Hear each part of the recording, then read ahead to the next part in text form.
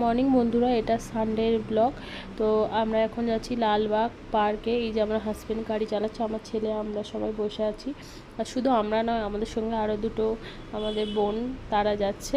তো আমরা আগে পৌঁছাচ্ছি, আমাদের পিছনে ওরা আছে।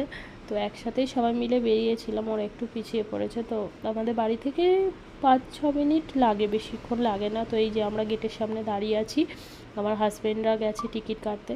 তো এই টিকিট কেটে নিয়ে এলো ওরা, নিয়ে আসার পরে আমরা এই গেট থেকে সবে ঢুকলাম ভেতরে।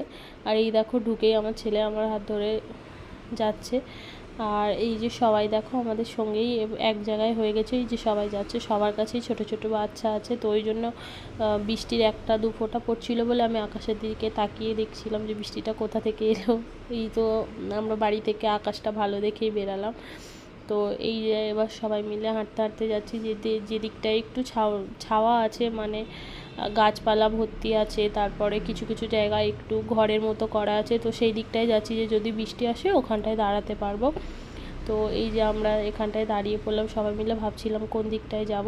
তো দেখো আমার হাজব্যান্ড ওরা আগে চলে গেছে। তো এই যে আমার ছেলে আমার হাত ছেড়ে চলে যাচ্ছে, যে আমি আমার বাবার সাথে যাব। ওই কাশিদাকে বললাম, তো কাশিদা আবার ব্যাকে এসে ওকে ধরে নিয়ে যাচ্ছে, যে চ তুই আমার সঙ্গে চ। তো তারপরেই সবাই মিলে কথাবার্তা বলতে বলতে আগিয়ে গেলাম। তো এই দেখো কি সুন্দর।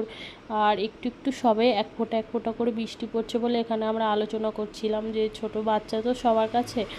তো এই যে আমরা তাড়াতাড়ি করে যাচ্ছি যে বৃষ্টিটা এলে যাতে না ভেজে। এই সময়টাই একটু একটু বৃষ্টি পড়ছিল, এর কিছুক্ষণ পরে খুব জোরেই বৃষ্টিটা এসেছিল। তো আমরা একটা জায়গায় দাঁড়িয়ে পড়েছিলাম, তারপরে বৃষ্টিটা কমার পরে আমরা এই দেখো যেখানটায় ফ্লাওয়ার শো হয় ওর ভিতরে ঢুকে গেছিলাম। তো ওখানটায় কাউকে বসতে দিচ্ছিল না, তো ওখান থেকে বেরিয়ে গেলাম। তো বেরিয়ে আমরা গেছিলাম পাহাড়ের দিকে। আর এই যে দেখো এবার আমরা বাড়িতে চলে আসছি, কারণ বৃষ্টিটা থেমে গেছে, সন্ধে সন্ধে হয়ে গেছে, ওই জন্য বাড়ি ফিরে যাচ্ছি। সবাই ভালো থাকবেন, সুস্থ থাকবেন, টাটা।